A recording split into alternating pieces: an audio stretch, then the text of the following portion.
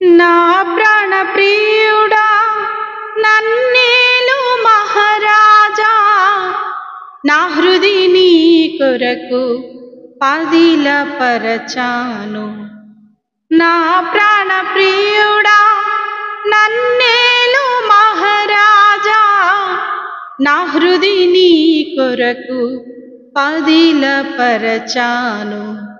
బూర శబ్దము వినగా నా బ్రతుకులో కలలు పండగా, అవధులు లేని ఆనందముతో నీ కౌగిలినే చేరనా.